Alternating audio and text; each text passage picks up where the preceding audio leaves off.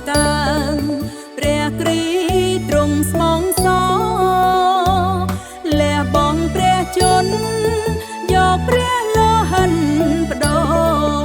លួហើយនាំយើងចូលទៅឋានគួហាឡេលូយ៉ានៅចុងវិញបាលាំងអូដមនៅចុងវិញបាលាំងអូ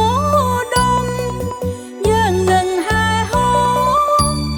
ច្រៀងថ្វាយជ័យព្រះទ្រង់យងទ្រង់ឈ្នះមាច់ជ្រៀតហើយរស់ឡើងវិញដើម្បីជួយរំតងស្រាញ់លើទ្រង់ហើយខាងសេចក្តីសងព្រោះបិណ្ឌព្រះអង្គសន្